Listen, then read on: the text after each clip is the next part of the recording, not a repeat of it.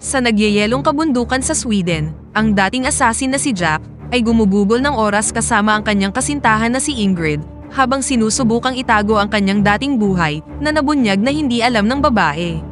Isang umaga, namamasyal sila at nakakita ng mga bakas ng paa sa nyebe.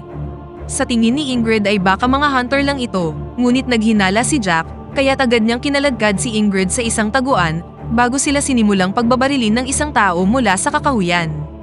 Ginulat ni Jack si Ingrid nang isiniwalat niyang meron siyang baril at ginamit ito upang patayin ang assassin. Bumagsak ang katawan sa harap nila at sinuri ito ni Jack habang sinasabihan si Ingrid na pumunta sa bahay para tumawag ng pulis. Sa sandaling tumalikod si Ingrid, pinatay din siya ni Jack dahil alam niyang nakompormiso na ang kanyang pagkakakilanlan. Sa malapit, makikita ang isang kotse na may isa pang assassin na naghihintay sa kanyang partner, ngunit nahanap siya ni Jack at pinatay din siya. Pagkatapos nito, nagmamadaling umalis si Jack sa bansa at pumunta sa Rome, Italy, kung saan nakipagkita siya sa kanyang handler na si Pavel.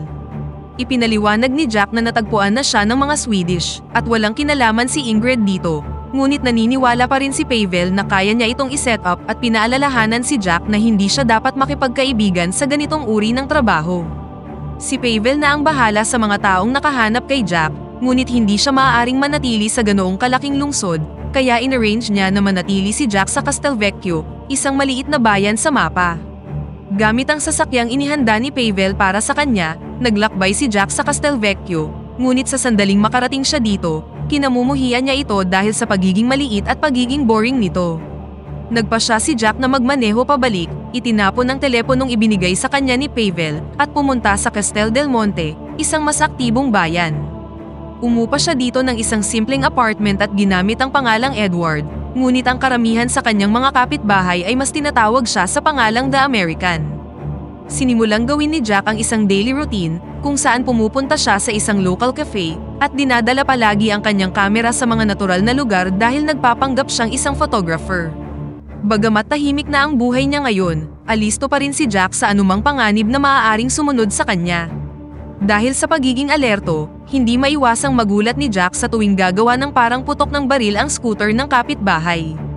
Isang umaga, nahihirapan si Jack sa paggamit ng vending machine at nilapitan siya ni Father Benedict na tumulong sa kanya pagkatapos sabihin ni Jack na hindi siya magaling pagdating sa mga makina. Nagtanong si Benedict ng maraming tanong para mas makilala siya at inimbitahan siyang uminom ng wine sa kanyang bahay.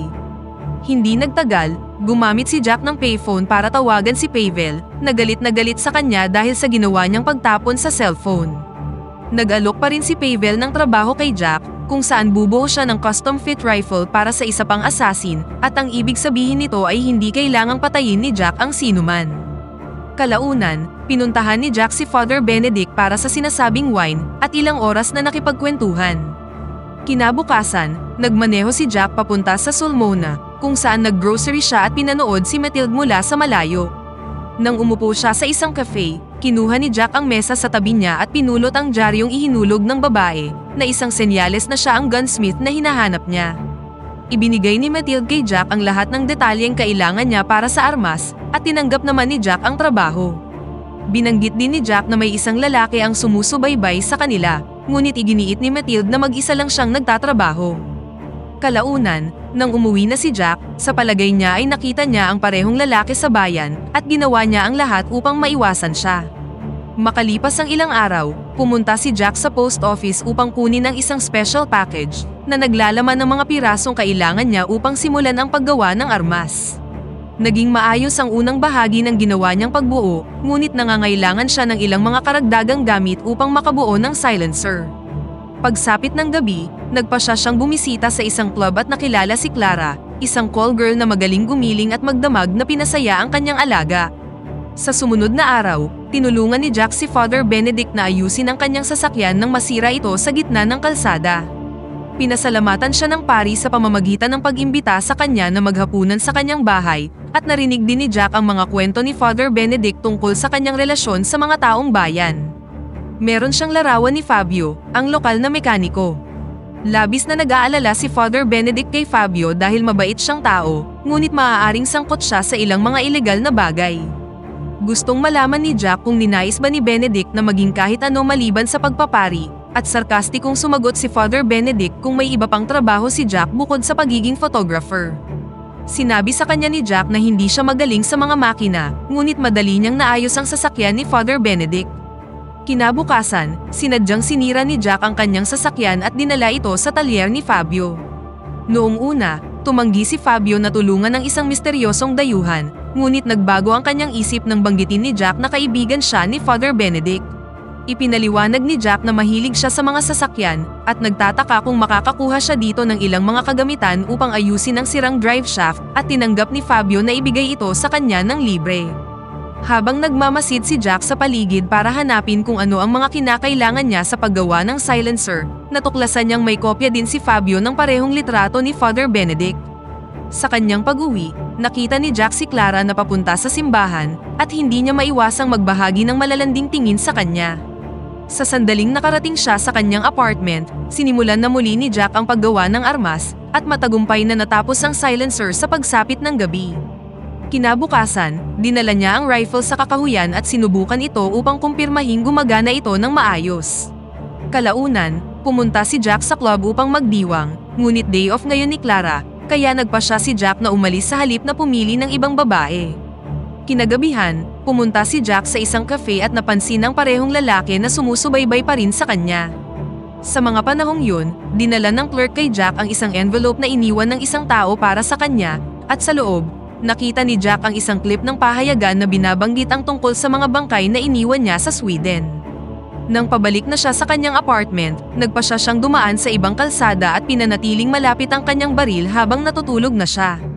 Sa sumunod na araw, pumunta si Jack sa istasyon ng tren upang sunduin si Mathilde, na nakasuot ng ibang wig upang protektahan ang kanyang identity sa mga mapagmatsyag na mata.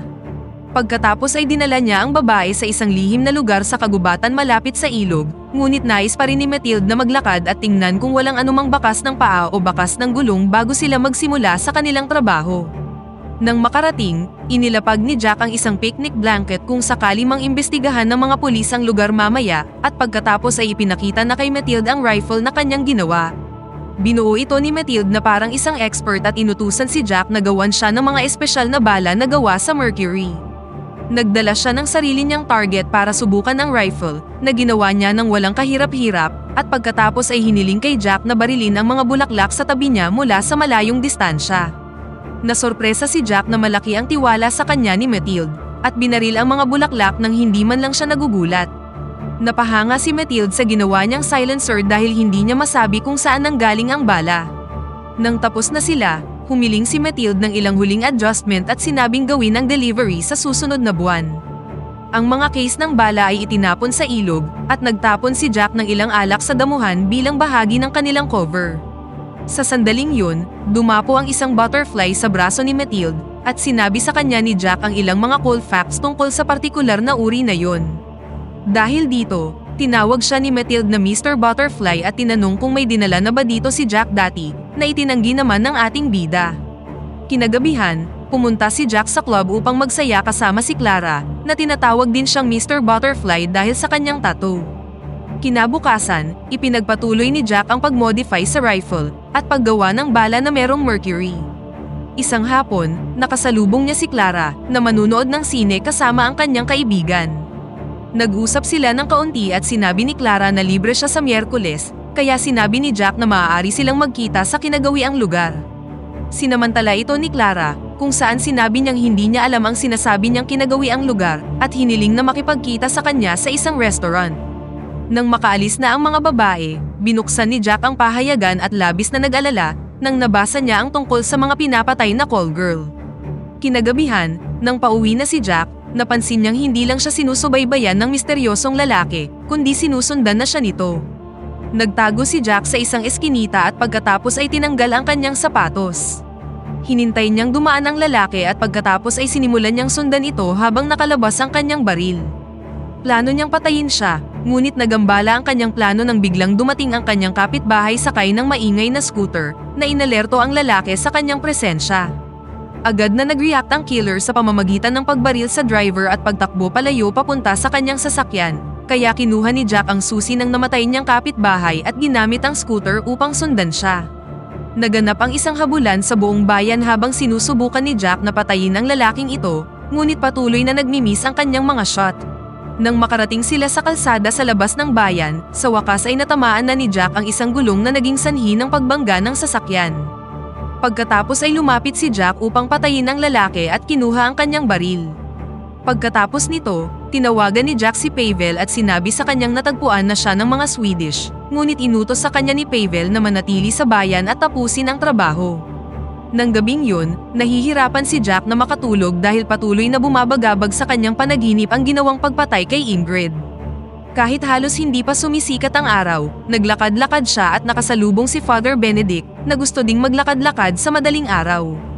Nabalitaan ng pari ang tungkol sa pagkamatay na nangyari kagabi at gustong malaman kung kailangan bang gumawa ng confession ni Jack, ngunit tinanggihan siya ni Jack at tinuya siya pabalik sa pamamagitan ng pag-amin na masasabi niyang si Fabio ang lihim na anak ni Father Benedict.